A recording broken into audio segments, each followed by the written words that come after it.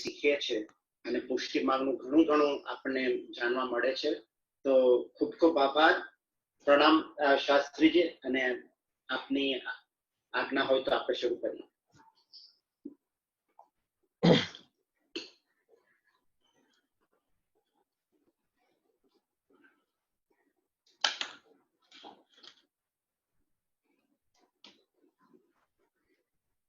અવાજ આપ લોકોને ક્લિયરલી આવે છે?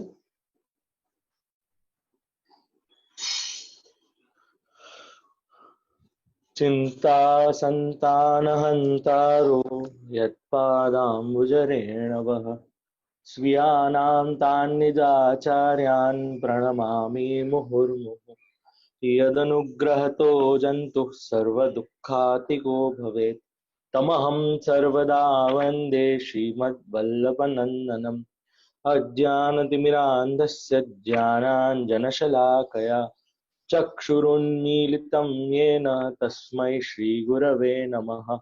नमामि हृदये शेषे लीलाक्षराब्धिशायिनं लक्ष्मीसहस्रलीलाभिः सेव्यमानं कलानिधिं चतुर्भिश्च त्रिभिस्तथा षड्भिर्विराजते योऽसौ पञ्चधा हृदये मम. श्रीगोवर्धननाथ पादयुगलम् अय्यङ्गवीणप्रियं नित्यं श्रीमथुरादिपं सुखकरं श्रीविठ्ठलेशं मुदा श्रीमद्वारवतीश गोकुलपति श्रीगोकुलेन्दुं विभुं श्रीमन्मन्मथमोहनं नटवरं श्रीबालकृष्णं भजे.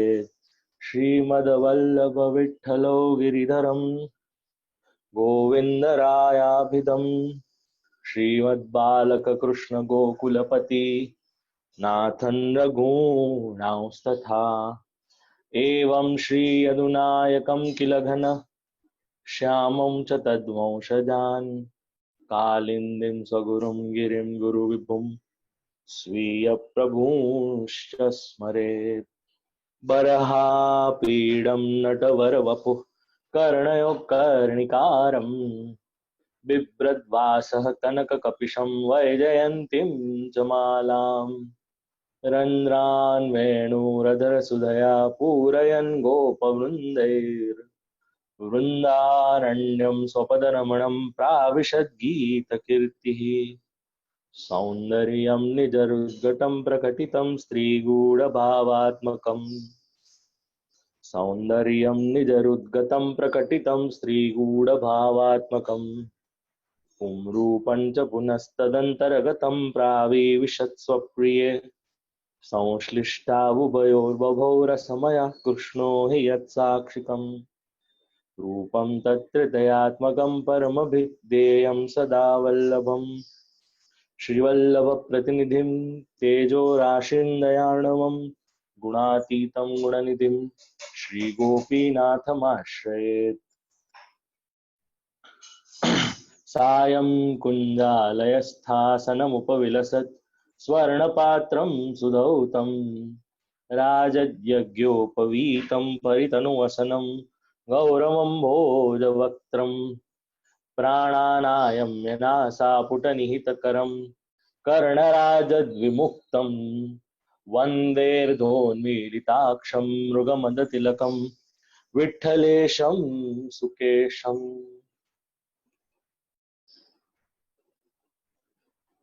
84 વૈષ્ણવોની વાર્તા. વાર્તા ચોથી, પ્રસંગ 7મો. એના પહેલા મારે આપ લોકો સાથે બે વાત કરવી છે. આ ઘણા લોકોને વિચાર થતું હશે આમને કંઈક છે નહીં, દર મંગળવાર અને ગુરુવાર ભારતના ટાઈમે વાર્તા પ્રસંગના પહેલા બે વાત કરવી હોય છે એમને, અને પછી અમને જે ખબર હોતી નથી ને એવું ઘણું બધું કહેવા લાગે છે. પણ જેમ પહેલા કીધું હતું, વૈદ હોય એનું કાર્ય છે કડવી દવા આપીને કોઈ રોગ હોય એને દૂર કરવાનો. તો એવી જ રીતે અજ્ઞાન હોય આપણે ત્યાં, એના માટે દીપક લાવવો પડે, અને દીપક આવે અને એના થકી અજ્ઞાન આપણાથી દૂર થાય. એટલે in my opinion the first 20 minutes of 84 Vaishnavas is just about self reflection, જેને પ્રાચીન ભાષામાં આત્મચિંતન, આત્મદર્શન ઇત્યાદિ ના કોન્ટેક્સમાં કહેવાતું હતું. આપ લોકો આ 1200, 1500, 2000, $5000 ભરો અને કોઈકના સેમિનાર અટેન્ડ કરવા જાઓ અને અંતે માણસ એમ જ કે છે આત્મચિંતન કરો અને સેલ્ફ રિફ્લેક્શન કરો. તો આપ લોકોના એટલા દ્રવ્ય બચાવવાનું કામ હું કરી લઉં. અહીંયા આત્મચિંતન જરૂરી છે, સેલ્ફ રિફ્લેક્શન જરૂરી છે. તો એના કોન્ટેક્સમાં જરા આપણે વિચાર કરીએ. એક સિદ્ધાંતના તરફ આપણે વધીએ આજે આગળ, જેના થકી આપણી લાઈફ બેલેન્સ કેવી રીતે રહી શકે છે એના માટે જરા આપણે વિચાર કરીએ. મહાપ્રભુજી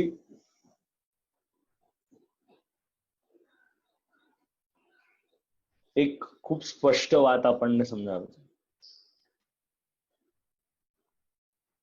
અને એ સ્પષ્ટ વાત આપણને આગળ જતા અનેકવિધ આચાર્યો પણ આપણને ખૂબ સારી રીતે સમજાવે છે.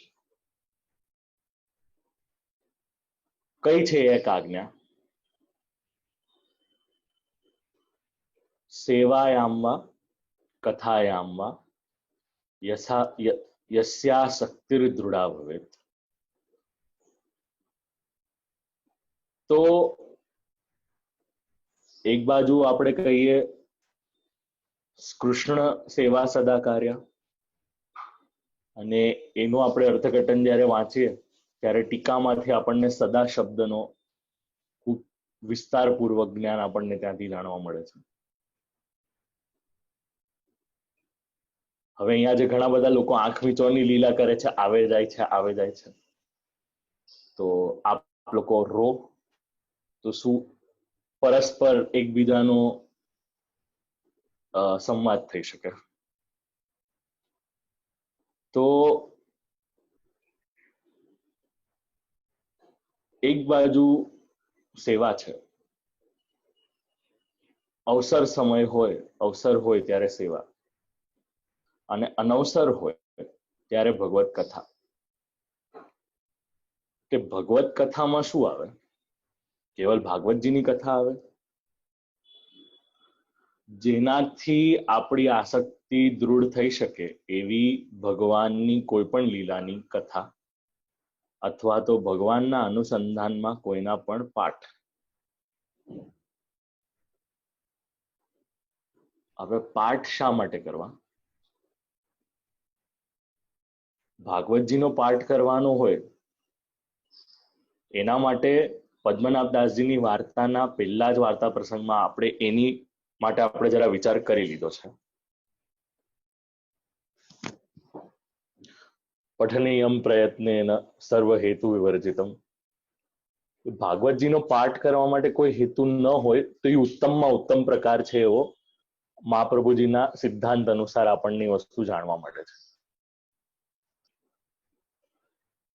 એના પર્યાયમાં કોઈકને સકામ ભક્તિ હોય તો એના પણ આપણે ત્યાં પ્રમાણ મળે છે.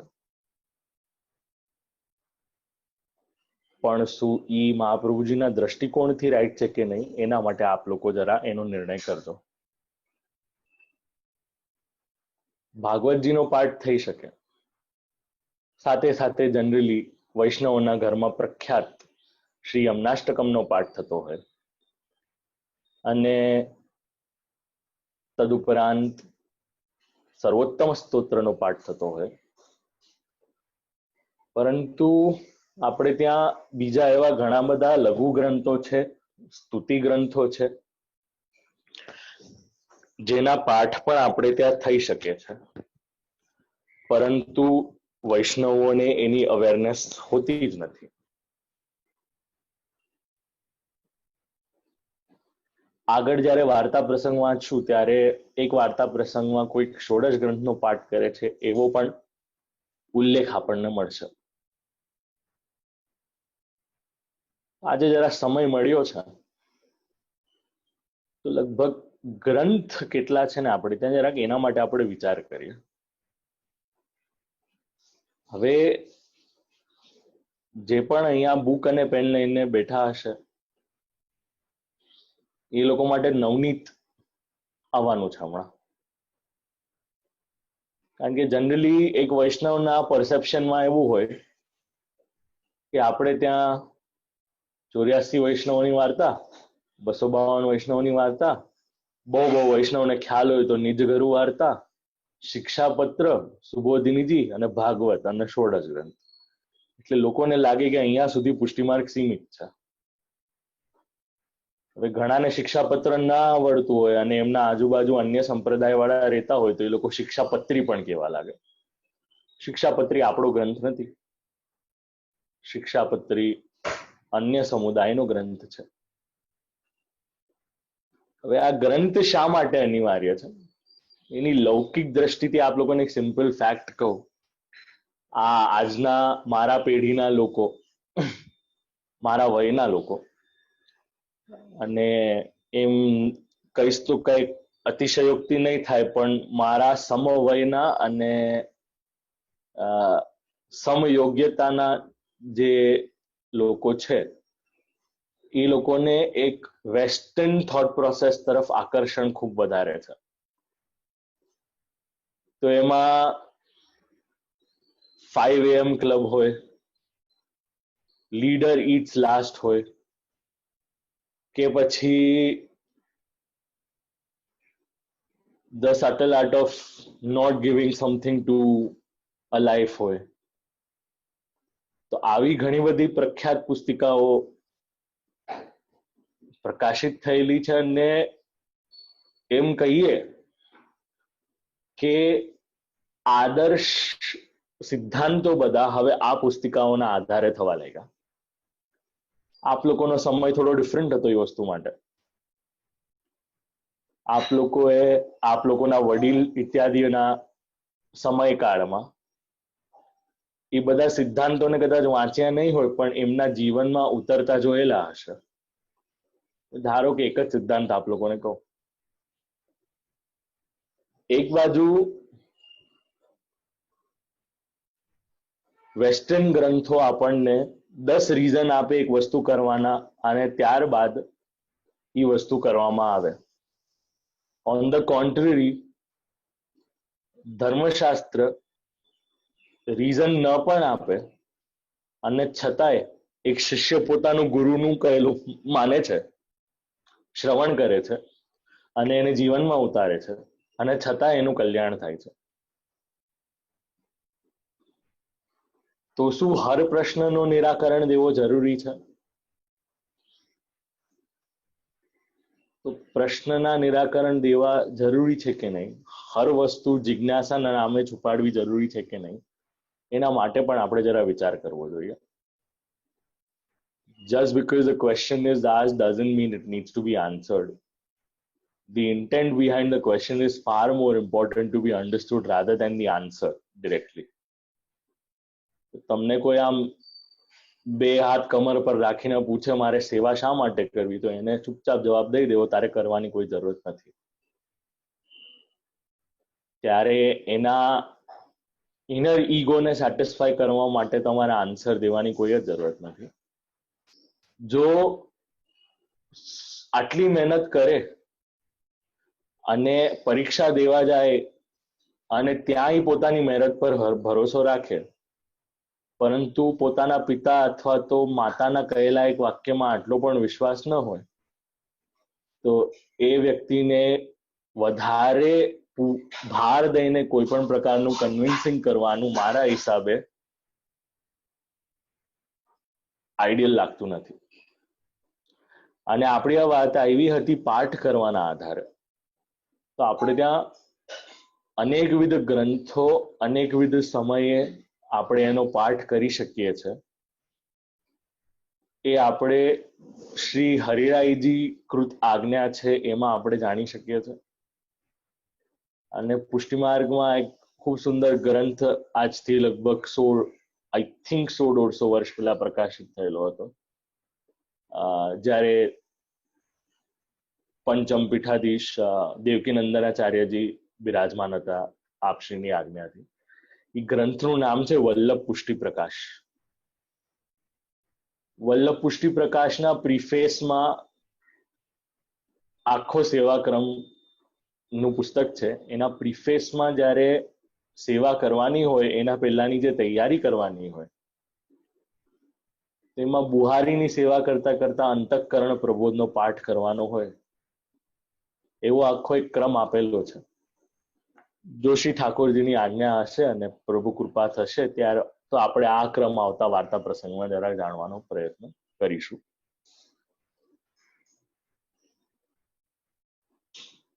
આ છે પાઠની ભૂમિકા, આ છે મહાત્મ્ય જ્ઞાનની ભૂમિકા, આ છે ગ્રંથોની ભૂમિકા. ગ્રંથોના વિષયમાં આપણે ત્યાં જે ગ્રંથનું બાયફર્કેશન કરવામાં આવેલું છે એના માટે કોઈ ખૂબ સુંદર વિચાર છે, આપ લોકોના સામે મૂકું છું. યોગ્ય લાગે તો એને લખજો. અમુક ગ્રંથો છે એ તત્વના દર્શન માટે છે. આપણે બ્રહ્મ સંબંધ લઈએ પછી બ્રહ્મ કોણ એને જો ન જાણીએ તો આપણે પોતાની જાતને એક પ્રશ્ન પૂછવો જોઈએ કે હું સેવા કરું કૃષ્ણની અને મારો સંબંધ થાય બ્રહ્મ સાથે, તો બ્રહ્મના માટે જે પણ વિચાર છે એ બધા તત્વ દર્શનમાં ગણાય છે. આ કેટેગરી કહું છું, આ ગ્રંથનું નામ નથી. ત્યારબાદ એક છે જે કર્તવ્ય નિર્ણય છે. બ્રહ્મને તો જાણ્યું, પરંતુ હવે આગળ મારે કરવાનું શું, તો એના માટે વિચાર આવે છે. અને ત્યારબાદ ભગવદ લીલાનું ચિંતન.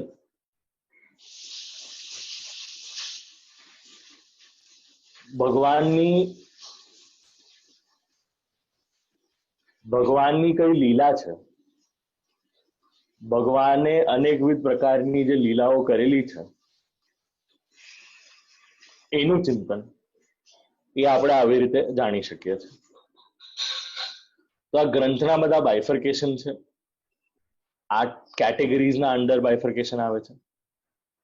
સાથે સાથે આ ત્રણ વસ્તુ જાણીએ એના બાદ આચાર્યનું જે સ્વરૂપ છે એને જાણવાનો પ્રયત્ન કરીએ. એટલે જ આપણે ત્યાં એક આગ્રહ છે કે આપણે મંગલાચરણ બાદ સીધો સર્વોત્તમ સ્તોત્રનો પાઠ કરીએ છીએ ને ત્યારબાદ યમનાષ્ટકમ ઇત્યાદિનો આપણે પાઠ કરીએ છીએ. આચાર્ય ચરણનું જ્ઞાન જાણીએ, આચાર્ય ચરણની કૃપાથી આપણને શ્રી ઠાકોરજીનું જ્ઞાન થાય એટલે સ્વસેવ્ય સ્વરૂપનું ચિંતન થાય. પોતાના જે સેવ્ય હોય એનું ચિંતન થાય. ઈ સેવ્યની જે સેવા થતી હોય એનો ચિંતન થવો જોઈએ. સાથે સાથે અનેકવિધ પૂર્વ વૈષ્ણવો, વાર્તા પ્રસંગો, પૂર્વ ચરિત્રો એનું પણ અનુસંધાન લેવું જોઈએ. એટલે ઇતિહાસનો પરિચય આપણને થવો જોઈએ. સાથે સાથે આ સેવા કરી રહ્યા છે, આ સેવ્યને જાણી રહ્યા છે, તો આપણા માર્ગની કોઈ પણ પ્રકારની સદાચાર હોય, પ્રોટોકોલ હોય એના જ્ઞાન માટે જરા વિચાર કરવો જોઈએ. ભક્તિ દ્રઢ કરવા માટે વિશેષ અધ્યયન માટે પણ અનેકવિધ ગ્રંથો આપણને પ્રાપ્ત થાય છે. ઘણીવાર આપણને પ્રશ્ન થાય કે આ સાંપ્રત સમયમાં, આ કરંટ સિચ્યુએશનમાં ઘણી બધી એવી સિચ્યુએશન્સ આવે છે જે આપણને ડીલ કરતા સમજાતી નથી. તો અમુક નિર્ણયો કેવી રીતે લેવાના એના માટે આ સાંપ્રત સમયના કાલના આધારે જે પણ ગ્રંથ પ્રકાશિત થયા હોય એ જાણવાના. સાથે સાથે ભગવાનની જે આજ્ઞા થયેલી છે એવું ભગવદ્ ગીતાને જાણવાનો પ્રયત્ન કરવાનો. અને જો સમય મળે તો ઉપનિષદ ઉપર જે આપણે ત્યાંના મહાનુભાવોનું મંતવ્ય છે એને આપણે જાણવાનો. અને આના પછી પણ જો જીવનકાળ બચે તો શાંકર, રામાનુજ, માધવ વેદાંત, વલ્લભ વેદાંત સાથે કમ્પેર કરીને થોડો આપણો એ બાબતનો જ્ઞાન, મહાત્મ્ય જ્ઞાન શ્રી ઠાકોરજી માટે વધે એના માટે થોડો પ્રયત્ન કરવાનો. આ મેં કેવલ કેટેગરીઝ કીધી. આ કેટેગરીના અંદર લગભગ બધાના અંદર 5-5, 7-7, 12 ગ્રંથો છે. એટલે આપણે જે ગ્રંથમાં હજી પ્રવેશ કર્યો છે ને એ તો પાપા પગલીનો ગ્રંથ છે. આ કેવલ 84 વૈષ્ણવની વાર્તા છે. અને હું તો આપ લોકોને રેકમેન્ડ જ કરીશ આ વસ્તુ માટે કે આ ગ્રંથના બહાર પણ એક આખી દુનિયા છે જે આપણે ખરેખર કહીએ તો એક્સપ્લોર કરવા જેવી છે. આ એવો વિશાળ સમુદ્ર છે ને એમાં ડૂબવાનો આનંદ છે, તરવાનો આનંદ નથી.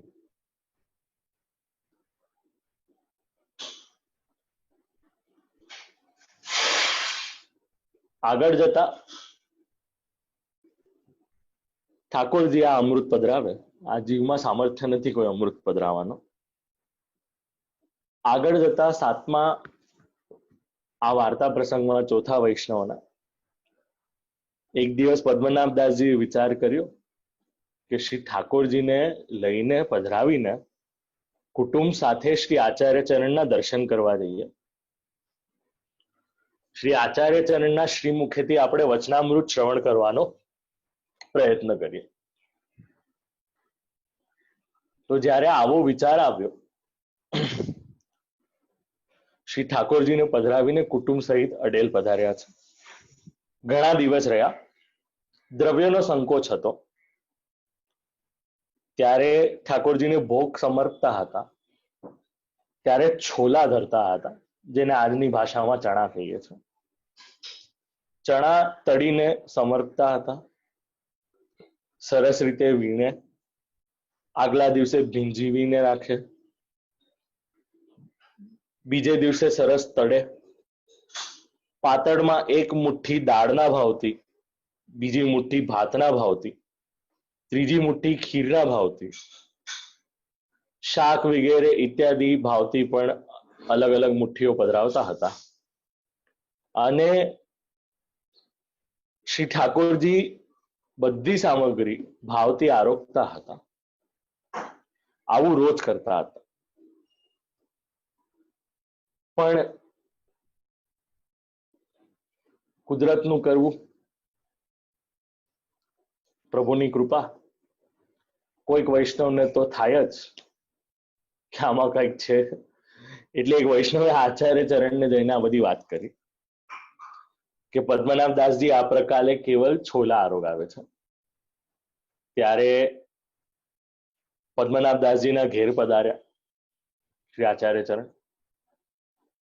પદ્મનાભદાસજીને પૂછ્યું કે આ અલગ અલગ ઢગલી જુદી જુદી શા માટે છે?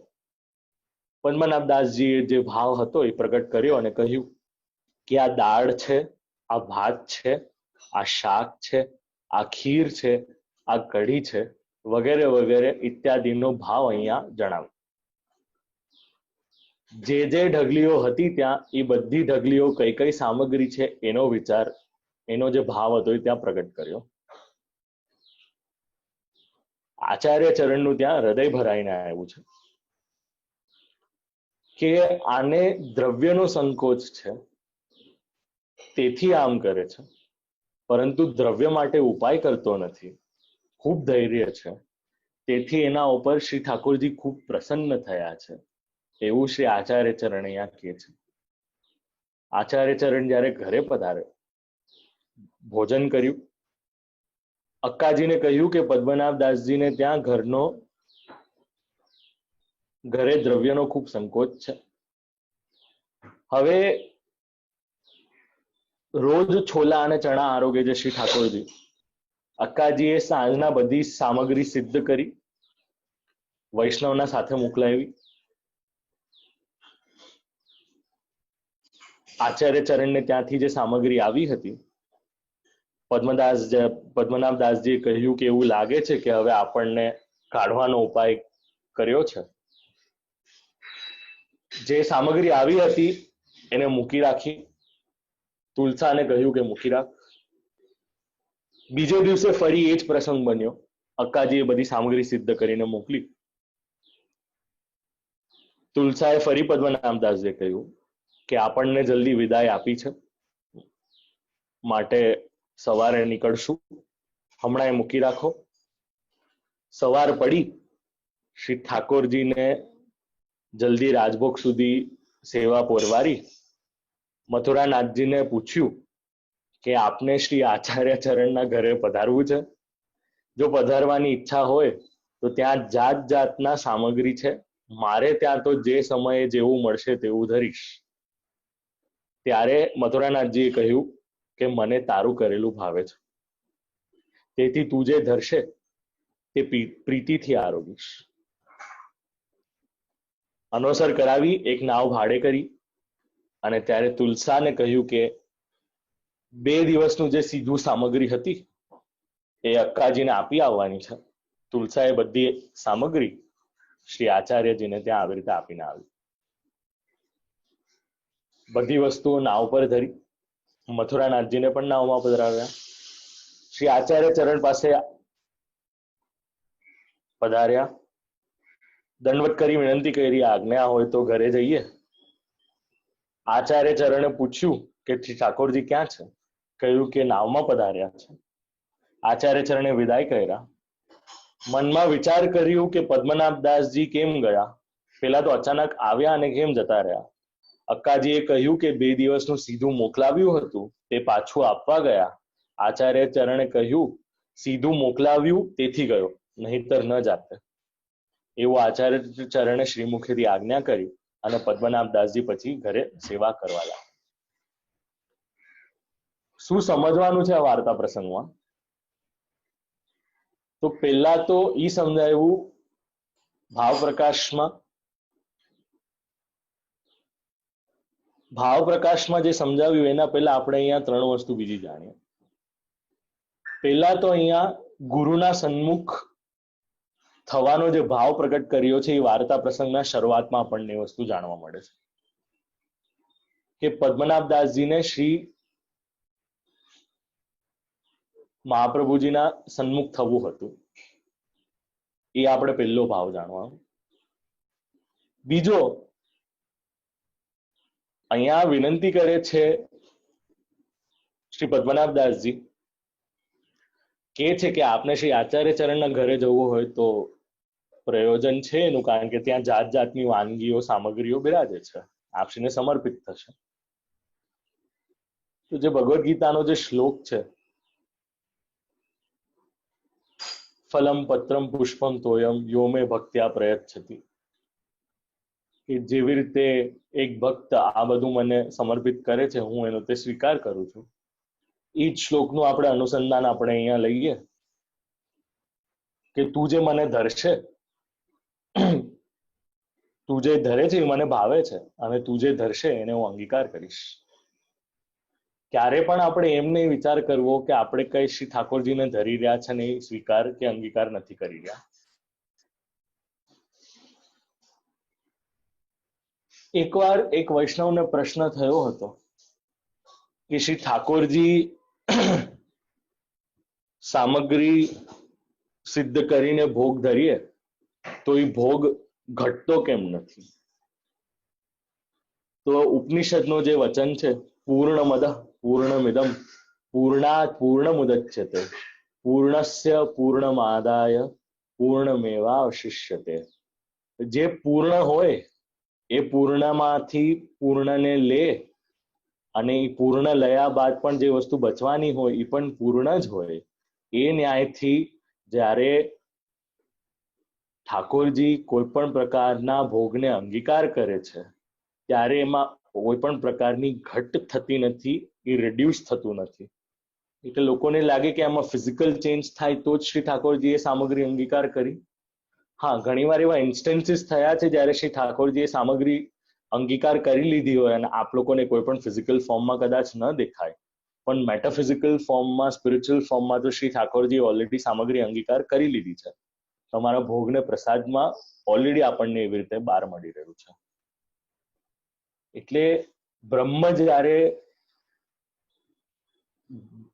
ભોગ અંગીકાર કરી રહ્યા હોય તો ત્યારે જ્યારે અવશેષ જે આપણને મળે છે એ પ્રસાદ યથાવત જ મળે છે. અને ઘણીવાર આઈ થિંક 2 વાર સાયન્ટિસ્ટે આ પ્રસાદ પર ખૂબ રિસર્ચ કરેલું હતું. અને આઈ થિંક એકાદો રિસર્ચ પેપર તો જગન્નાથજીના દાલ પર અને જગન્નાથજીના ભાત પર પણ થયો છે કે એને સિદ્ધ કેવી રીતે કરવામાં આવે છે અને પ્રસાદ બાદ એનું સ્વરૂપ શું હોય છે. અને આપ લોકોને કદાચ એવો પણ સંદેહ થતો હોય શું ઠાકોર જે અંગીકાર કરે છે તો એકવાર નિર્ગુણ ભાવથી કોઈ પણ પ્રકારની અપેક્ષા ઇત્યાદિ વગર મન સ્થિર હોય યમનાષ્ટકમનો પાઠ કરતા કરતા જલની જારીજી ભરજો અને અનવસર આવે ત્યારે જ્યારે ફરી એને વડા કરવાના હોય ત્યારે વડા કરજો તો આપ લોકોને ખ્યાલ આવશે એના ટેસ્ટમાં પણ થોડો ડિફરન્સ આવે છે. પણ આ લૌકિક ટેસ્ટ નથી, આ અલૌકિક ટેસ્ટ છે. ઘણા લોકોને એવી હેબિટ હોય કે મને જે ભાવે શ્રી ઠાકોરજીને અંગીકાર કરાવડાવું તો એક ખાલી આપ લોકોને એનો કાઉન્ટર ઇફેક્ટ આપી દો. ભગવાનને જે કરવાની ઈચ્છા થશે ને એ કરવા લાગશે ને તો તમે જે ભાવે છે એ ધરો છો ને પછી એમાં થોડો તાલમેલ બેસશે નહીં. એટલે આવી ડીલ કરવાની ટ્રાય નહીં કરતા કે મને ગુલાબજામુન ભાવે છે ને એના કારણે ઠાકોરજી ખાલી ગુલાબજામુન જ આરોગવાનું શરૂ કરે. અને ઘણાને વ્હાઇટ શુગરનો પ્રોબ્લેમ છે એટલે ફાસ્ટ ફૂડ શું કહેવાય સેલેડ ધરવાનું શરૂ કરશે અને ખાલી ઠાકોરજી પછી શ્રી સેલેડ પર જ બિરાજવા લાગશે તો થોડી પ્રોબ્લેમ થઈ જશે. તો આનો જરા આપ લોકો વિચાર કરજો કે what you want to offer. I understand is what you want to offer, but should that the only we thing we offered or not is one major question. So, જરા આનો વિચાર કરજો આપ લોકો. આઈ થિંક આપ લોકોને સમજાતું નથી કરતો આમ વાત ગમી નથી રહી. વાંધો નથી, આપણે આગળ વધીએ. અહીંયા ભાવ પ્રકાશમાં બીજી વસ્તુ જાણવા મળી છે કે ગુરુનું જે દ્રવ્ય હોય એ શ્રી ઠાકોરજીના દ્રવ્યથી પણ ભારી છે. ગુરુના પાસેથી આપણને કોઈ પણ પ્રકારના દ્રવ્યની અપેક્ષા હોય નહીં. એનો ભાગવતજીનો રેફરન્સ આપ્યો છે એકાદશ સ્કંદનો 17મો અધ્યાય અને 28મો શ્લોક. ભિક્ષા માંગીને લાવવું, ગુરુ આગળ ધરવું, ગુરુ આજ્ઞા આપે તો ખાવું, ન આવે તો ભૂખ્યા રહેવું, પરંતુ માંગવું નહીં ગુરુ પાસેથી. અને માંગેલી લાવેલી જે ભિક્ષા હોય એને ગુરુ વિના આજ્ઞા ન લેવી. અને ગુરુનું દ્રવ્ય આપણાથી કેવી રીતે લેવાય એનો જરા વિચાર કરવો. વિવેક ધૈર્યાશ્રયમાં ત્રિદુઃખ સહનમ ધૈર્ય, એ ધૈર્ય અહીંયા શ્રી પદ્મનાભદાસજીમાં હતો એવું આપણને ભાવ પ્રકાશમાંથી જાણવા મળે છે. બીજું, જે પહેલાના વાર્તા પ્રસંગમાં મુગલ જે શ્રી ઠાકોરજીને પધરાવીને ગયા હતા, પદ્મનાભદાસજી ધારત તો એ મુગલને ભસ્મ કરી નાખત, પરંતુ પદ્મનાભદાસજીએ કષ્ટ સહન કર્યો હતો. 7 દિવસ પોતે ભૂખ્યા રહ્યા હતા, એને કાંઈ કહ્યું નહીં. આ અલૌકિક પ્રકારનો વિરહ છે, અલૌકિક પ્રકારનું દુઃખ છે. લૌકિક દુઃખે તો દીકરીને પર જ્ઞાતિમાં આપી હતી, જ્ઞાતિ નિંદા સહી હતી, ખાનપાન વગેરેનું ભૂખનું સહન કર્યું હતું, પરંતુ પોતાનો સ્વધર્મ જે હતો એ છોડ્યો ન હતો. તેથી શ્રી ગોકુલનાથજીએ સર્વોત્તમજીની ટીકામાં પણ આ વાતને ખૂબ સુંદર રીતે સ્પષ્ટ કરી છે કે કરોડો વૈષ્ણવોમાં દુર્લભ પદ્મનાભદાસજી જેવા હોય તેઓ શ્રી આચાર્ય ચરણના માર્ગના સિદ્ધાંતોને અને શ્રી આચાર્ય ચરણના સ્વરૂપને જાણે છે. આવો કંઈક છે શ્રી પદ્મનાભદાસજીનો વાર્તા પ્રસંગ. અને એના સાથે સાથે બીજા 3 વાર્તા પ્રસંગ આવે છે જેને આપણે જાણવાનો પ્રયત્ન કરીએ. યથા યોગ્ય યથા સમય જેટલું આ થશે એ ત્યાં સુધી આપણે આને લેશું આગળ.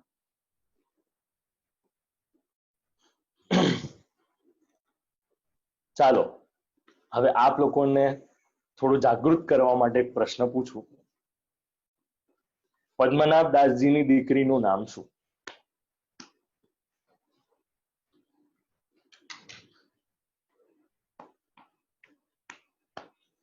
આપ લોકો બોલવાનો પ્રયત્ન કરશો તો સંભળાશે નહીં, તો આપ લોકોએ લખવું પડશે ચેટ પર.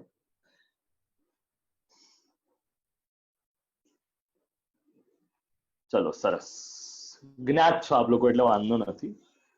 પદ્મનાભ દાસજીની સખી જે હતી, પદ્મનાભ દાસજી 8 સખીઓમાંના ચંપકલતા સખી છે. ચંપકલતા સખીનો વિશેષ વિસ્તાર આ 84 વૈષ્ણવોના પ્રસંગમાં હજી સુધી કરવામાં નથી આવ્યો. ચંપકલતાના સખી છે મણિકુંડલા. મણિકુંડલા જે છે એ તુલસાનું સ્વરૂપ છે. જેમ મણિના પ્રકાશથી કુંડલની ચારે બાજુ ખીલે છે, એવા આ તુલસાજી પણ સાત્વિક ભક્ત છે. પદ્મનાભ દાસજીની આજ્ઞામાં તત્પર છે. આ તુલસાજીની વાર્તા આપણે જાણવાનો પ્રયત્ન કરીએ. એક દિવસ એક વૈષ્ણવ તુલસાજીના ઘરે આવે છે. આચાર્ય ચરણના સેવક હતા. મથુરાનાથજીના દર્શન કરવા આવ્યા. મથુરાનાથજીના દર્શન રાજભોગ આરતીના કર્યા. તુલસાએ વૈષ્ણવને કહ્યું કે ઉઠો, સ્નાન કરો અને મહાપ્રસાદ લો. ત્યારે વૈષ્ણવે કહ્યું કે ઘેર જઈને સ્નાન કરીશ અને ઘેર જઈને મહાપ્રસાદ લઈશ. તુલસા ચૂપ રહી ગઈ. પછી વૈષ્ણવ ઉભા થઈને પોતાના ઘરે ગયા. તુલસાના મનમાં ખૂબ ખેદ થયો કે મારા ઘેરથી વૈષ્ણવ ભૂખ્યા ગયા. તેનું કારણ એ કે મહાપ્રસાદની ના કરી હતી. જ્ઞાત વ્યવહારના કારણે ના પાડી, કારણ કે જે વૈષ્ણવ આવ્યા હતા એ ગૌડ બ્રાહ્મણ હતા અને આ કનોજિયા બ્રાહ્મણ હતા. વળી લીલામાં લલિતાજીના સખી હતા. સૌરભા એમનું નામ હતું. એમના અંગમાંથી ગુલાબના અત્તરની સુગંધ ફેલાતી હતી. આ વૈષ્ણવે મહાપ્રસાદ ન લીધો હતો. શા માટે ન લીધો? લલિતાજીની આજ્ઞા નથી થઈ, એના વિના કેવી રીતે લઉં? એટલે વૈષ્ણવ પોતાના ઘેર ગયો અને આના કારણે તુલસાએ મનમાં ખેદ કર્યો. આપણે ત્યાં કોઈ વૈષ્ણવ આવે અને જો આપણને વૈષ્ણવ ગમતા ન હોય તો આપણે એમના માટે અનેકવિધ પ્રકારના ભાવ પ્રગટ કરીએ. અહીંયા અન્ય જ્ઞાતિના હોવા છતાં, અન્ય સખીના યુથમાં હોવા છતાં અહીંયા તુલસાએ આવો ભાવ પ્રગટ કર્યો છે, તો આપણા માટે ખૂબ મેજર લર્નિંગ છે. અહીંયા આ શીખવા જેવું છે. વૈષ્ણવ મહાપ્રસાદ લઈને નથી જતા અને તુલસાને ખેદ થાય છે. મનમાં થયું કે જ્ઞાત વ્યવહારના ખાતર સખડી ન લીધી હોય તો સમજી શકાય, પણ સવારે હવે હું પૂરી સિદ્ધ કરી શ્રી ઠાકોરજીને સમર્પિત અને પૂરીનો પ્રસાદ લેવડાવીશ. મેંદોને સિદ્ધ કર્યો. રાત્રે સૂઈ રહ્યા. દિવસે તુલસાએ મહાપ્રસાદ ન લીધો. રાતે મથુરાનાથજીએ તુલસાને સ્વપ્નમાં આજ્ઞા કરી કે વૈષ્ણવ મહાપ્રસાદ લેવડાવજે. એ વૈષ્ણવ પોતાના ઘરે મહાપ્રસાદ લેશે નહીં. ભક્તનો મનોરથ હોય ભગવાન પરિપૂર્ણ કરે. ભક્તનો ક્લેશ હોય અહીંયા ઠાકોરજી દૂર કરે છે. દેખાડ્યું એ હતું કે વૈષ્ણવ મહાપ્રસાદ લેશે, તું ચિંતા ન કર. ઠાકોરજી પેલા વૈષ્ણવને જણાવ્યું કે તે મહાપ્રસાદ શા માટે ન લીધો? સવારે લેજે. લલિતાજીની પણ આજ્ઞા એ જ છે. લલિતાએ પણ કહ્યું કે તુલસાને ત્યાં મહાપ્રસાદ લેજો, અમારા એમનામાં ભાવમાં ભેદ નથી. અહીંયા ભાવ ભેદ આવ્યો ને ત્યારે તો આપ લોકો સાથે એક વાત કરું. આપણે કયા ઘરના સેવક છે એ મહાત્મ્યનું છે કે આપણે શ્રી આચાર્ય ચરણના સેવક છે મહાત્મ્યનું છે? જરા આ પ્રશ્નનો આપ લોકો મારો નિરાકરણ કરો.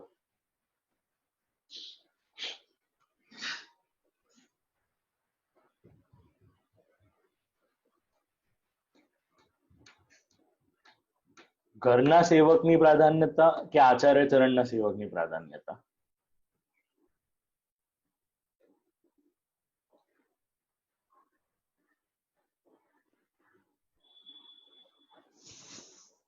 હું રાહ જોઈશ, મને કોઈ જ વાંધો નથી.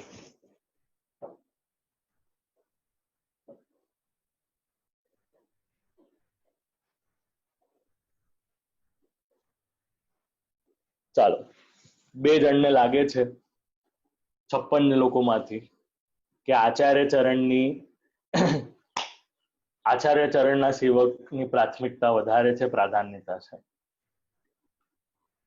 હવે આપણે ત્યાં સંપ્રદાયમાં સૌથી મોટી એક તકલીફ જે આજે ઊભી થઈ છે, જે એમ વિચારે કે ગુરુ ઘરની પ્રાધાન્યતા વધારે અને આચાર્ય ચરણની પ્રાધાન્યતા ઓછી, અને ત્યાં માર્ગમાં આપણે ત્યાં એકબીજાના સાથે ઝઘડા થવાનું વધારે શરૂ થયું. આપ લોકોનું ઘર કોઈ પણ હોય, પહેલું, બીજું, ત્રીજું, આપ ચોથા ઘરના જય જય શ્રી ગોકુલેશના સેવક હો, 5મા ઘરમાં હો જય ગોપાલ હો, 6ઠ્ઠા ઘરમાં ત્રણેય ઘરમાંથી કોઈ પણ 6ઠ્ઠા ઘરમાંથી હો, 7મા ઘરમાંથી હો, પછી ફેટા ઘરમાંથી પણ હો, કે મથુરાના આ ભાગના, અમે અહીંયાના, અમે પોરબંદરના ને રાજકોટના ને મુંબઈના ને અમરેલીના, ને ઘરમાં 4 અલગ ગુરુ ઘર પણ બિરાજતા હોય. હું એક સિદ્ધાંત આપ લોકોને યાદ દેવડાવું છું. ગુરુદ્વારના કૃપાથી આપણને સ્વરૂપ જ્ઞાન, લીલા જ્ઞાન અને એ સેવામાં થોડો તારતમ્ય આપણને જણાશે, પરંતુ એ 7 ઘરમાં સેવામાં ભેદ નથી, સેવાની અમુક પ્રણાલીઓમાં ભેદ છે. આપ લોકોને એનો સિમ્પલ નિષ્કર્ષ આપું. જ્યાં બાલ ભાવે સ્વરૂપે શ્રી ઠાકોરજી બિરાજમાન છે, ત્યાં રથયાત્રાના દિવસે ઘોડાઓ નથી નિયુક્ત કરવામાં આવતા, પરંતુ જ્યાં મદન મોહનજી જેવા સ્વરૂપ બિરાજે છે, તો ત્યાં રથયાત્રામાં ઘોડા પણ મૂકવામાં આવે છે. અમુક ઘરોમાં પંચામૃત સ્નાન શંખથી થાય છે, અમુક ઘરોમાં કટોરાથી થાય છે, અમુક ઘરોમાં ગોવર્ધન પૂજા શંખથી થાય છે, અમુક ઘરોમાં ગોવર્ધન પૂજા કટોરાથી અભિષેક થાય છે. આ ઘરના અંદરના રહેલા મૂળભૂત ડિફરન્સીસ છે, પરંતુ જે ઓરિજિનલ કોન્સેપ્ટ છે સેવાનો, એ હજી સુધી ચેન્જ થયો નથી. શ્રી ગોકુલનાથજીએ પણ ઈ જ માલા તિલકની રક્ષા કરી હતી, જેના માટે શ્રી ગિરધરજીએ પરિશ્રમ કર્યો હતો. હવે આગળ જતા ઈ તિલકના ભેદ થયા અને આખી બધું વસ્તુ જુદી છે, એ બધી ઘરની ઇસ્યુ છે, પરંતુ એઝ અ વૈષ્ણવ આપણે તિલક કરવું જોઈએ, એ તો આપણે ત્યાંનો સિદ્ધાંત છે. એમાં કોઈ પણ સાથે બાળકોનો કોઈ એમાં ડિફરન્સ ઓફ ઓપિનિયન નથી. સ્વરૂપ ભાવનાના કારણે, લીલા ભાવના કારણે આપણા પોતાના જે ગુરુના જે સેવ્ય હોય, અથવા તો આપણા પોતાના જે સેવ્ય હોય, એ લીલા ભાવ જાણવાનો આપણો કર્તવ્ય છે, એ સ્વરૂપ ભાવ જાણવાનો કર્તવ્ય છે, એ નિકુંજ ભાવ જાણવાનો આપણો કર્તવ્ય છે. પરંતુ અંતે બધા જ સ્વરૂપ શ્રી કૃષ્ણના જ છે અને સેવા પણ શ્રી કૃષ્ણની જ થઈ રહી છે. હા, હવે મદન મોહનજીના ઘરમાં ઘેરદાર વાઘા નથી આવતા અને ચંદ્રમાજીને ત્યાં સેરા ધરાતા નથી, અને શ્રી મથુરાનાથજી પણ સેરાના શૃંગાર નથી અંગીકાર કરતા, અને ગોકુલ ચંદ્રમાજી કેવલ 4 વાર વર્ષમાં વેણુ ધારણ કરે છે, અને અમારા અમરેલી ઘરમાં ઘેરદાર વાઘા બહુ ફ્રિકવન્ટલી આવે છે, અને સેરાનો શૃંગાર હર લગ્નના દિવસે આવે છે, ને ધોતી અને પટકા શ્રી ઠાકોરજી ખૂબ સુંદર રીતે ધરે છે, અને શ્રીજીના ક્રમમાં ખંડપાઠ ચોકી નથી આવતી, અને નવનીત પ્રિયાજીમાં ખંડપાઠ ચોકી આવે છે, અને રાજભોગના દર્શનમાં શ્રી દ્વારકાનાથજીને ત્યાં ઓલું ફરે છે. હવે that's not your concern of difference of various સેવા પ્રકાર. એ જાણવાની જિજ્ઞાસા હોય તો આપણે એને ઓબ્ઝર્વ કરીને શીખીએ, વસ્તુ જુદી છે. But when we start fighting for that, કે અમારે ત્યાં ગ્વાલમાં હોળી ખેલાય છે ને તમારે ત્યાં રાજભોગ પછી હોળી ખેલાય છે, ને એના કારણ શા માટે, એના મતભેદ શા માટે, આપણે અહીંયા ઝઘડવા નથી બેઠા. અહીંયા માર્ગના સિદ્ધાંત જે છે સેવાનો, એના માટે આગ્રહ રાખવાનો છે. અંતે સેવાકૃતિ ગુરુ આજ્ઞા, એમાં ના જ નથી. આપના જે ગુરુવર્ય બિરાજતા હોય એ જે આજ્ઞા કરે એ આપણને શિરોધાર્ય છે. અંતે જે ગુરુ કહેશે એ આપણે સેવામાં કરવાનું છે, એમાં ના જ નથી. પરંતુ એ ગુરુ પણ અંતે શ્રી મહાપ્રભુજીનો જે નિર્ણય હશે એને જ ફાઇનલ માનવાના છે. તો જરા આપ લોકો પણ અહીંયા વિચાર કરજો કે જસ્ટ બીકોઝ કોઈ અન્ય ઘરના સેવક હોય તો એના સાથે શું આપણાથી આવી રીતે કોઈ પણ પ્રકારનો ભાવ રખાય કે ન રખાય. તો મારા હિસાબે આ વાર્તા પ્રસંગના આજ્ઞા અનુસાર એનું ખૂબ સ્પષ્ટતા થાય છે કે અમારામાં એમના ભાવમાં કોઈ પ્રકારનો ભેદ નથી. એટલે કોઈ પણ યુથના હોઈએ આપણે, અંતે શ્રી ઠાકોરજીના માટેનો ભાવ આપણા બધાનો સરખો. જરા આ બાબત માટે આપ લોકો વિચાર કરજો. તુલસાએ સવારે શ્રી ઠાકોરજીને જગાડ્યા હતા. શૃંગાર કર્યા, વૈષ્ણવ આવ્યા, નાઈને શ્રી ઠાકોરજીની સેવા પરવારીને આવ્યા હતા. તુલસાના ઘરે આવ્યા, ભોગ સમર્પીને બહાર આવ્યા. ફરી તુલસાએ કહ્યું ઉઠો, સ્નાન કરો, ભગવત સ્મરણ કરો. વૈષ્ણવે કહ્યું અપરસ કરીને જ આવ્યો છું. ભલે ત્યારે સમય થયો, રાજભોગ સરાવી આરતી કરી. હવે અહીંયા બીજો એક વિવાદાસ્પદ જે આપણે ત્યાંનો વિષય છે, આરતી કરાય કે ન કરાય વૈષ્ણવથી.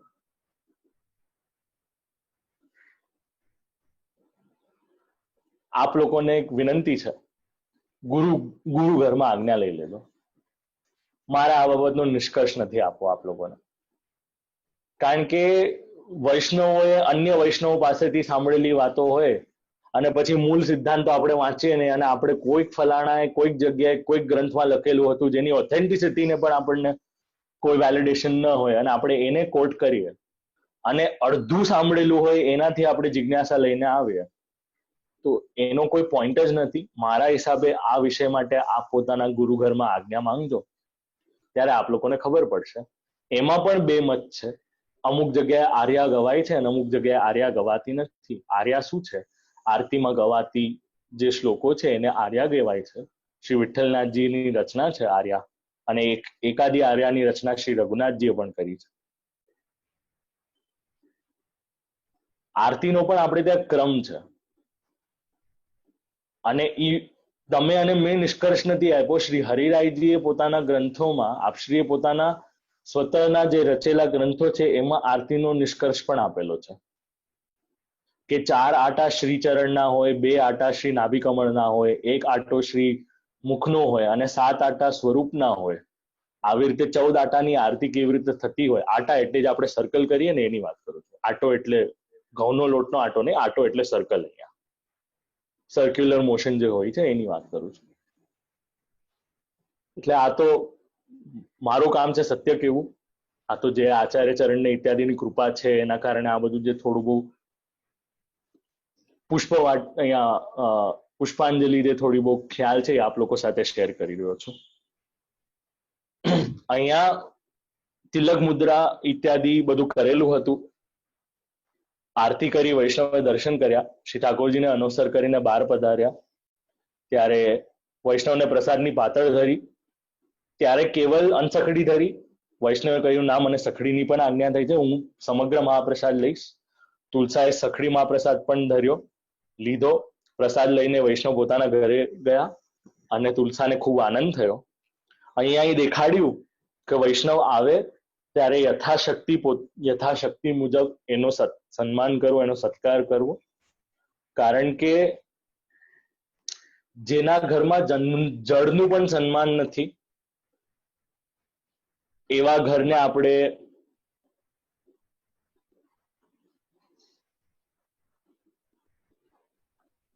કોઈક સાપનું ઘર હોય એની તુલના કરવામાં આવી છે.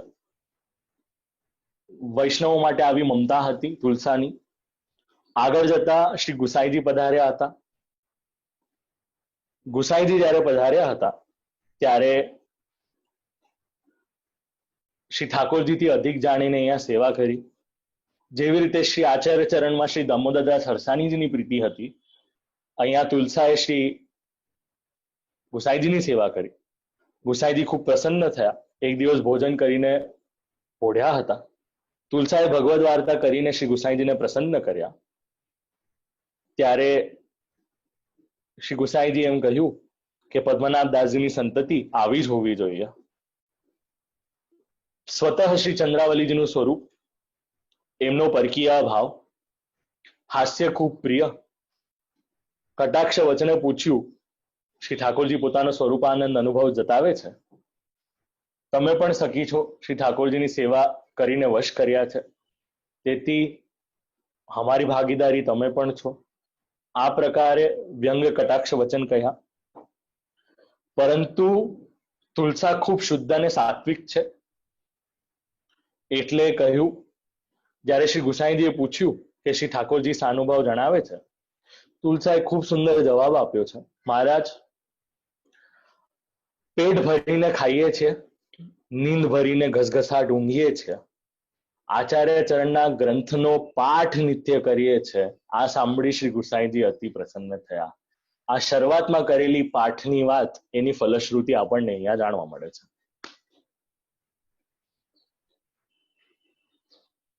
પેટ ભરીને ખાઈએ છીએ, ઘસઘસાટ ઊંઘીએ છીએ, એનો અર્થઘટન શું છે?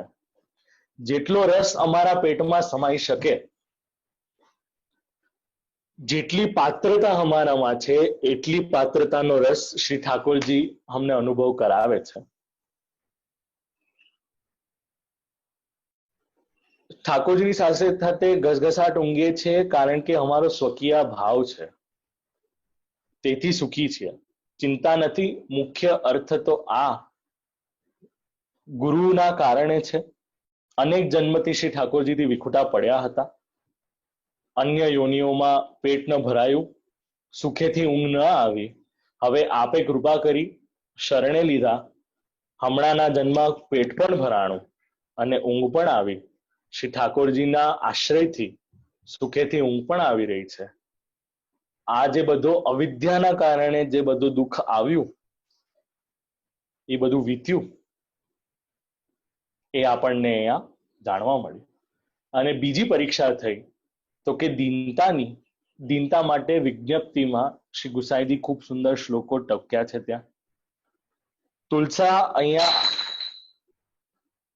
આવા સુંદર પ્રકારના ભગવદીય હતા, એ આપણને આ વાર્તામાંથી જાણવા મળે છે. આગળ જતા બીજી બે વાર્તા આવે છે, એને આપણે સંક્ષિપ્તમાં જાણવાનો પ્રયત્ન કરીએ. પાર્વતી, પદ્મનાભદાસજીના દીકરાની વહુ, જેનું નામ પાર્વતી, રાજસી ભક્ત, અષ્ટસખીઓમાં ચંપકલતા છે, તેમના સખી છે સુચરિતા. અહીંયા પુરુષોત્તમ ક્ષત્રિય હતા. એ સુંદર ચરિત્ર અને બંધાને સુખરૂપ કાર્ય કરનારા હતા. વળી સુચરિતાની સખી રૂપવિલાસીની છે, તે અહીં પાર્વતી થઈ. પાર્વતી રૂપવિલાસીનીના સ્વરૂપમાં છે. લીલામાં પાર્વતીનું સ્વરૂપ ખૂબ સુંદર હતું, રાજસી હતું. પોતાનું રૂપ ખૂબ સજાવતી હતી. રૂપના ગર્વથી લીલામાંથી પડી હતી. પોતાના રૂપનું ગર્વ હોય નિત્ય લીલામાં, એના કારણે અહીંયા નીચે ભૂતલ પર આવવાની આજ્ઞા થઈ છે. પાર્વતી શ્રી ઠાકોરજીની સેવા સારી રીતે કરતી. પુરુષોત્તમદાસ મહેરા સાથે એમનો એક જાણતા હતા. કન્નોજ જાય ત્યારે એમના ઘરે ઉતરતા. એક વખતે પુરુષોત્તમદાસજી મહેરા કન્નોજ આવી અડેલ શ્રી ગુસાઈજીના દર્શન કરવા ગયા. પાર્વતીને હાથ પગમાં તકલીફ આવી, કોડ જેને ડિઝીઝ કહીએ છીએ એ આવ્યું. ત્યારે ખૂબ ગ્લાની થઈ, દુઃખ થયું, દીનતા આવી. પણ પોતાનું સ્વરૂપ હતું એનું જ્ઞાન થયું પૂર્વનું, અને એના કારણે પુરુષોત્તમ દાસની સખી છું એવો વિચાર આવ્યો. મારું કામ કરો, જે મારું કામ છે એમના દ્વારા થશે. પુરુષોત્તમ દાસને પત્ર લખ્યો અને કહ્યું કે મારી વિનંતી શ્રી ગુસાઈજીને કરજો અને એક મોરો કરજો. મારા શરીરમાં જે આવી છે તકલીફ એ દૂર થાય અને સેવા કઈ રીતે કરી શકું એના માટે વિચાર કર્યો, કારણ કે રસોઈ કરવામાં, સેવા કરવામાં ખૂબ તકલીફ થતી હતી. આનો આશય એ હતો, રૂપનું ગર્વ કર્યું એના ફળે ભગવાને આવી રૂપની તકલીફ આપી, જેના કારણે શ્રી ઠાકોરજીની સેવા ન થઈ શકે. પત્ર મોકલ્યો, ગુસાઈજીને ભેટ પધરાવી. પુરુષોત્તમ દાસે શ્રી ગુસાઈજીને વાંચી સંભળાવ્યો. ગુસાઈજીએ કહ્યું, 2-4 દિવસમાં આજ્ઞા કરીશ. અપરાધ જોયો શ્રી ગુસાઈજીએ અને જોયું કે અન્ય બીજો અપરાધ કર્યો નથી. 3 દિવસ પછી શ્રી ગુસાઈજીએ આજ્ઞા કરી કે થોડા દિવસમાં શરીરની ગ્લાની છે જે દૂર થશે. શ્રી ઠાકોરજી થોડા દિવસમાં એ રોગને દૂર કરશે. પુરુષોત્તમદાસ મહેરાનો જે પત્ર હતો, પાર્વતીને પત્ર લખ્યો. ગુસાઈજીના શ્રીમુખેથી જે વચન શ્રવણ કર્યા હતા તેને લખીને મોકલ્યા. પાર્વતી વાંચીને પ્રસન્ન થઈ. 3-4 મહિનામાં એના હાથ સારા થયા. પ્રસન્નતાથી સેવા કરવા લાગી. શ્રી ગુસાઈજીને પત્ર લખી શ્રી પુરુષોત્તમદાસ મહેરા ને મોકલાવ્યો હતો. લખ્યું, મહારાજ, આપના પ્રતાપથી સારી થઈ છું. વળી ભેટ મોકલાવી છે. પ્રસન્ન થયા. પાર્વતી આવી ભગવદીય થઈ એવો વિચાર કર્યો. શ્રી ગુસાઈજી સદા એમના પર પ્રસન્ન થયા. અને આગળ જતા છેલ્લો જે પ્રસંગ આવે છે આ વાર્તામાં એ છે શ્રી રઘુનાથ દાસનો. પદ્મનાભ દાસના પૌત્ર. પુત્રની વાત નથી આવી, અહીંયા આવી છે પૌત્રની વાત. પાર્વતીના જે દીકરા હતા રઘુનાથ દાસ. પાર્વતી રૂપવિલાસિની, રાજસી ભક્ત. રઘુનાથ દાસ ગુણાભિરામ્યા, તામસ, આજ્ઞાકારિણી એવો એમનો સ્વભાવ. બ્રાહ્મણ હોવાથી કાશી ગયા, વિદ્યા પ્રાપ્ત કરવાનો પ્રયત્ન કર્યો. ગોકુલ આવ્યા, શ્રી ગુસાઈજીના દર્શન કર્યા. આચાર્ય ચરણના સેવક જાણીને આદર સન્માન કર્યો. સુબોધિનીજી કથા કહેતા હતા, રઘુનાથ દાસ આગળ બેસતા હતા, સમજવાનો પ્રયત્ન કરતા હતા. પરમાનંદ દાસ સોની એક દિવસ પૂછ્યું કે આપને આમાં કશું સમજાય છે? પરમાનંદ દાસ ચંદ્રિકા સ્વરૂપ, ચંદ્રના અજવાળાથી જેમ દેહની ક્રાંતિ થાય એવા શ્રી ચંદ્રાવલીજીના કૃપા બળથી એમના અંતરંગિણી હતા. રઘુનાથ દાસને આવા કટાક્ષ વેણ કહ્યા. રઘુનાથ દાસે કહ્યું, સાચું કહું તો મને કશું સમજાતું નથી.